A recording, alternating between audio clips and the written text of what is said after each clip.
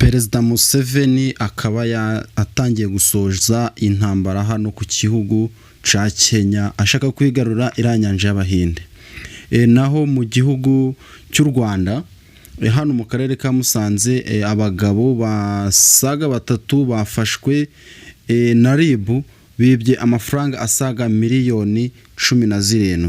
Ibyo nakubwiraga ko hari abayobozi bakurikiranyweho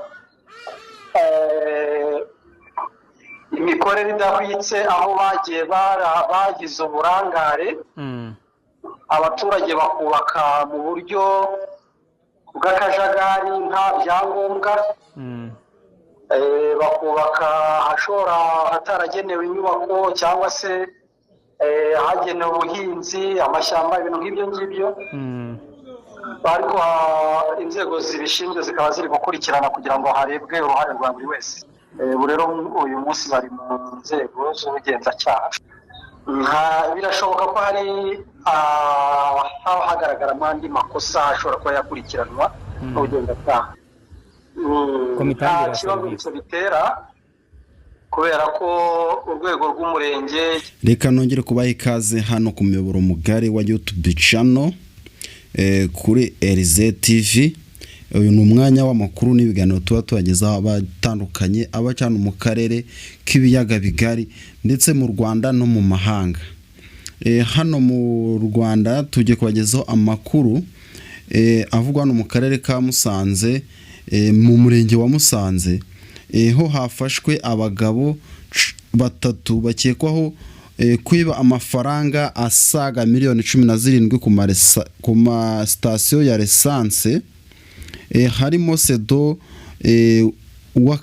w'akagari ka Cabagarura, hakabamo umuyobozi uzwi nka daso ushinzwe umutekano ku rwego rw'akarere ka Musanze. Hakaba n'uwo wari uri na mutekano w'akagari. Bose bakekwa ko bafashwe na RIB bakeka kwiba amafaranga asanga miliyoni 17 kuri station ya essence. Abagabo bagiye baziba ku ma station agiye atandukanye bakoresha uburiganya. Si hano mu karere ka Musanze gusa bagiye bayiba ndetse za Ngororero, Nyabihu, Muhanga no mu zindi nce bagiye bibamo amafaranga.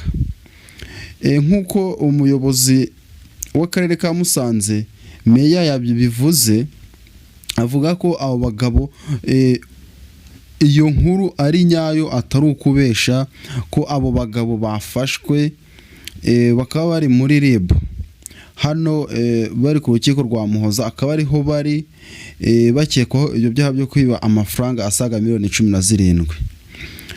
Yavuze ko nibazo bigiye bitandukanye bijanye no kurya ruswa hano muri Musanze. Akaba avuga ko harimo benshi bagenda bacurira ibyangombwa kugira ngo bubake, abandi bakagenda bakareka kuba bakubaka kubera yuko nta ruswa batanze. Tugiye tureba mu mago agiye atandukanye hano mu karere ka Musanze, harimo amazu menshi yagiye yubakwa, ariko kubera ko bafite amafaranga bagahita batanga amafaranga yabo bagakomeza bakubaka amazu menshi. Hano urebye hano muri za Cabagarura, hano muri Musanze, kadesitara zirimo nyinshi n'iz'abantu bafite amafaranga bagiye batanga ruswa bakubaka. Umuturage urimo udafite amafaranga cyangwa se utifite akaba atarabashaga kubaka inzu, aho hose akaba abagabo bose babigenderamo. Ari ayo makosa abagiye bazira, kuba baragiye bagakora umutwe cyangwa se nk'itsinda rigenda rikwirakwiza umugambi wo kuba bashaka amafaranga mu buryo butumvikana cyangwa se mu buriganya.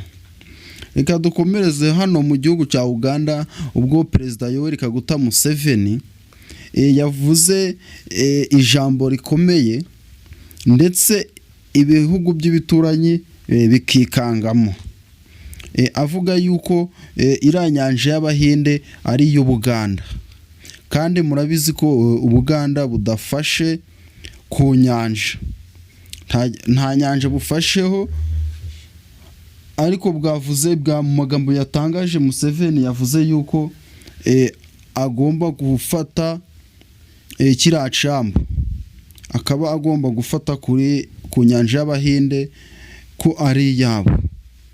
Aribwo akimara kubivugaho nibwo uwo bita Fred Muhoozi yahise avuga ko mu masaha 8 agomba kuba afashe igihugu cya Kenya, ngo nta nkomyi irimo, nta n'umwitambika, agomba kuba amaze gufata igihugu cya Kenya.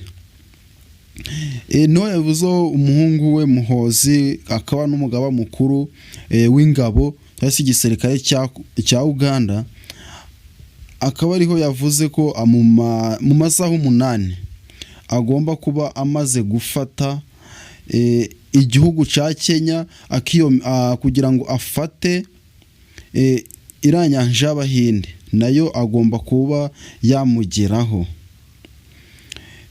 Mu bihugu by'ibituranyi byose byagize ubwoba ku bw'iryo jambo Museveni yavuze, bibatera ubwoba, ariko yavugaga Kenya ko ari hagomba kuba intambara ikomeye, ko nta n'igihugu na kimwe kigomba kubyitambikamo.